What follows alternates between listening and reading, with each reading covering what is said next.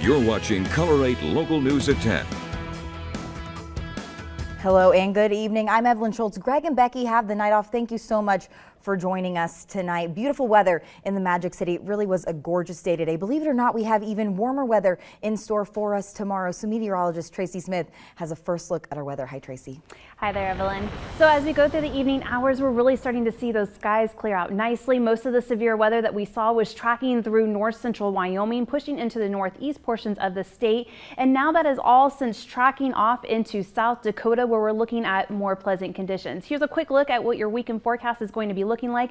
As Evelyn said, we're going to be bumping up into those lower 90s by Saturday, but then cooling pretty drastically going into Monday. And we'll have all those details coming up in just a bit. Evelyn? All right. Thank you, Tracy. Happening in Montana right now, a tenured teacher in Billings will be recommended for termination in a school board meeting this Tuesday. In a letter to the Billings Public Schools Board of Trustees, Superintendent Terry Bauk recommends the termination of Glenn Canvick. According to the letter, Canvick is a former driver's education instructor and, quote, roving substitute teacher in the district. In the letter, Bauk says the recommendation comes after an investigation into accusations of inappropriate behavior towards multiple middle school students. You can read that letter in full on our website. Two people are at Billings Clinic tonight after a rollover crash on Highway 3. The crash happened in between Acton and Comanche around 7 tonight. Officers on scene say the black Saab tried passing another car and overcorrected, causing the driver to swerve off the road. Neither of the passengers were wearing seat belts. The cause of the crash tonight is still under investigation, but officers say alcohol or drugs don't appear to be factors. However, speed could be a factor. We will continue to update you with more information as we get it into our newsroom. In Yellowstone news, a total of 3 people have been injured by animals this week at America's first national park. In all 3 cases, people knowingly or unknowingly got too close to wildlife. On Sunday, a Las Vegas woman and employee of the Mammoth Hotel was badly injured by a cow elk defending its baby. 2 days later, another woman near Mammoth was injured by a cow elk, also after getting too close to its calf. Park officials say in both instances, the women didn't see the elk or its calf before the elk reared up and hit them with their hooves. On Thursday, a California woman was gored in the hip by a bison after the group she was with came way too close to the animal in the lower Geyser Basin. Park officials say they believe the group came within 15 feet of the bull. Park rules say you must stay 25 yards away from every animal and 100 yards away from bears and wolves. We beg of all the visitors that come to Yellowstone to protect the park and to protect themselves. And they can do that by recognizing that animals in Yellowstone are wild and unpredictable. The park released numbers this morning showing record-breaking visitation to Yellowstone in May. About 445,000 visitors came to the park last month. That's even higher than 2016, Yellow's centennial year, when the park saw record visitation every month. Tonight, friends and family of 21-year-old Brittany Roberts are finally getting closure. Earlier this week, her body was found near the Ryan Dam in Great Falls. Color 8's Allison Cummings has been following this story and has more from her loved ones. 21-year-old Brittany Roberts went missing in the Missouri River back on April 23rd. Her loved ones say they've had a difficult time every day since her disappearance. I just felt like this dark cloud that has been hovering over me for 6 weeks and 4 days left. And I was actually able to sleep last night for the first time all the way through without waking up. Brittany's father, Tommy, received a phone call Thursday night saying that a body was found near the Ryan Dam on Tuesday, and it turned out to be Brittany. And it's the closure they have all been waiting for. It's hard. I mean, I can't really figure out how to live my life right now. Like, I did everything with her, so trying to wake up and figure out a reason to keep going is really tough. The search has been difficult. The river conditions over the spring have been dangerous for rescue crews, and because of that, Brittany's fiancé Jessica says they might not have found her at all. They could have possibly never done a recovery because I guess our river leads to St. Louis, so if she would have made it past the last dams here, it could have been hard to do a recovery. Now that she has been found, Brittany's loved ones are busy planning her funeral. As they prepare to lay her to rest, they say she is not truly gone, living on through her 1-year-old son, James. It's going to be such a blessing to have that little piece of Brittany with us. When I look at him, I mean, he's got characteristics of Brittany, and And I know that, Brittany is always going to be here with us through James.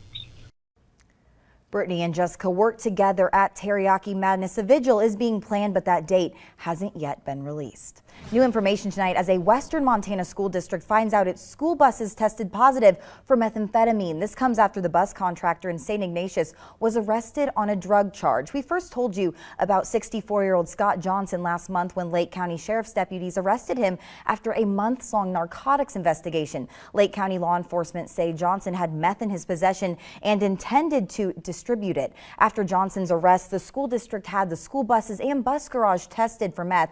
Superintendent Jason Sargent says those results came back yesterday. Both the buses and the garage tested positive for meth. Superintendent Sargent says the levels on the buses are much lower than the levels in the garage, but the garage will have to be professionally cleaned and the buses will also need to be cleaned. One of the longest running races in the Treasure State is set to kick off tomorrow. Color 8's Bliss Zeckman spoke with runners and organizers to see how they're gearing up for the 45th annual Governor's Cup.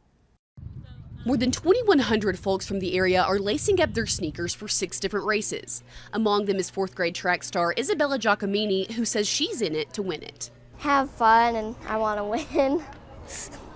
One of Isabella's main goals is to beat her brother. He'll be speeding alongside her in the Kids Fun Run. That 1-mile race is happening tonight. Meanwhile, others are gearing up for the long haul. The last time I did it, I was, it was probably 15 years ago, so younger, and seemed like getting in shape was a lot easier. Ashley Snellman has been training for the past couple of months to ensure she'll cross the finish line. But for her, it's not about winning. Instead, it's about embracing the Helena community.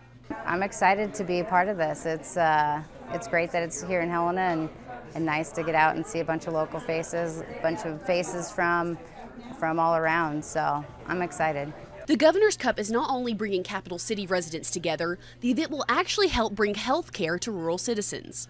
People will toe the line. They're going to be running for a time. They're going to be running to have a great experience with their friends and family, but every runner will also be running for a cause, and that's to help improve access to health care.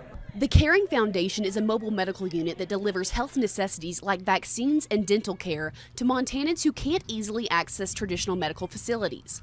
All of the registration fees will go towards that cause. It's a wonderful event. It's something that Helena has embraced. So whether you're setting a fitness goal, vying for a trophy, or want to help fund a charity, there's something truly to run for in this race. In Helena, I'm Bliss Zeckman, Montana Right Now.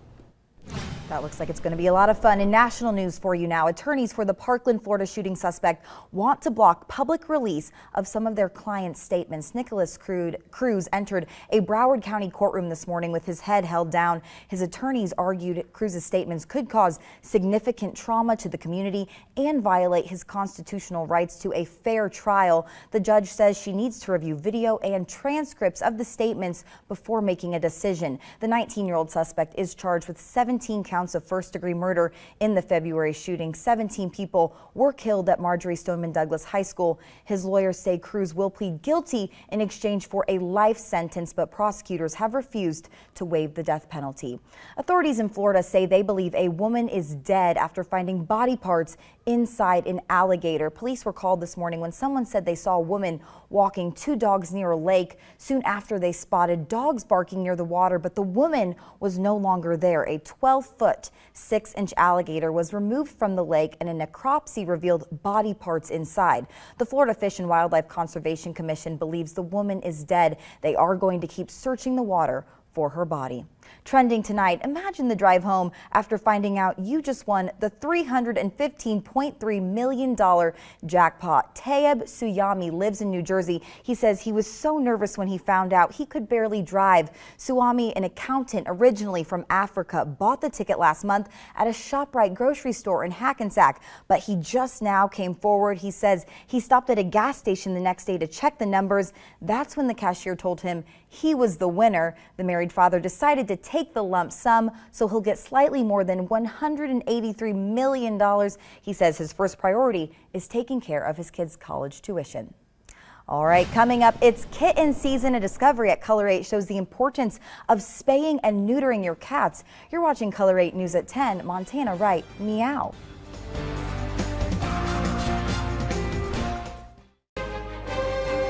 Live from the Fireplace Center Sports Studio, SWX on Color 8 starts right now. Good evening, everyone. Midland Roundtable, Montana-Wyoming All-Star Basketball Series underway down in Sheridan, Wyoming tonight. Girls took the floor first in the opener. Montana looking for their 30th win in the 43rd meeting between the two teams to the Golden Dome. Rocky head coach Wes Keller coaching this year's girls team at the Dome. First half, things start a bit slow for both teams. Sentinels' Jordan Schwain knocks down the three. Montana up 18-9. Wyoming, though, starts to chip away at the lead. Evanston's Emmett Wagstaff spots up from deep. It's a 6-point game. Treasure State right back the other way. Just before the break, Dillon's Brindley Fitzgerald spins and finishes. Treasure State up 25-17 at the half. Second half, and it's more Montana. We go to Three Forks. Shaney Mack with the drive. Gets the bucket and one. Montana by 15. Treasure State starting to find their rhythm. Sentinels' Kylie Froelich will take it to the basket. Montana leading 39-21. The lead is 18. Same chemistry between these two down low. Froelich kicks it out to Butte Central's Chloe Thatcher as she hits the three. And Montana starting to run away 50-29, and they weren't done there. Helena's Camden Hilborn would find Fitzgerald deep.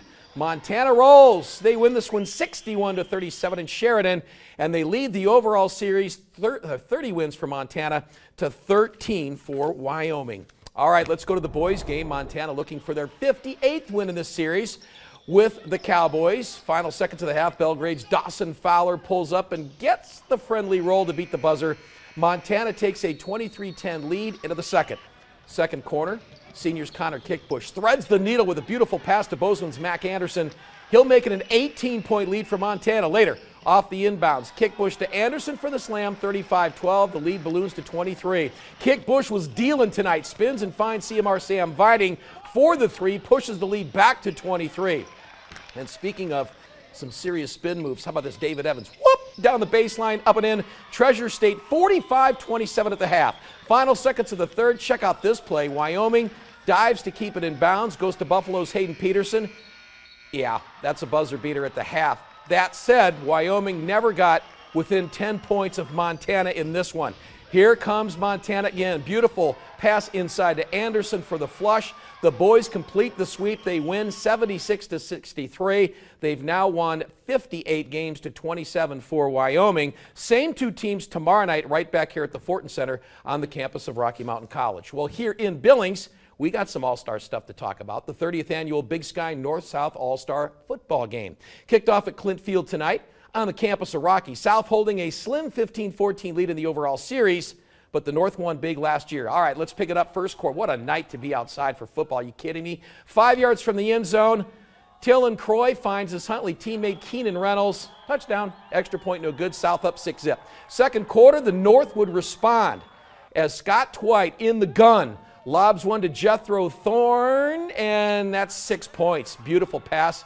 We're tied at 6. Right before the half, the North would strike again as the same two players, Twite looks, still looking, and just floats a beautiful ball right into the hands to make it 12-6 North. Third quarter, South trailing, but the ball inside the 10. Croy runs right, hesitates, lobs it into the end zone, and watch this one-handed catch by Whitehall's Wyatt Alexander. That's going to make Super 8 plays of the week, even if it's 3 months down the road from here. 13-12 South. They would tack on a couple of touchdowns to win it. 25-12, the final. Great game tonight at the Rocky Bowl. So the South extends their overall series lead to 16-14. We close tonight with the NBA Finals in Game 4 between the Cavs and Warriors. Golden State with a commanding 3-0 lead, looking to win their third title in the last 4 years. And, of course, LeBron had something to say about that, or so he thought. But here comes Golden State. This is like on rewind. Steph Curry, knockdown three. There's just too much offense on this Warriors team. Kevin Durant, Finals MVP for a second straight year. Jim Boeheim, coach of Syracuse, can only just look and admire the play of the Warriors. How about this? Durant again, fadeaway, good. And then Klay Thompson, who's been a dagger to Cleveland, especially in the third quarter. He's wide open, can't do that.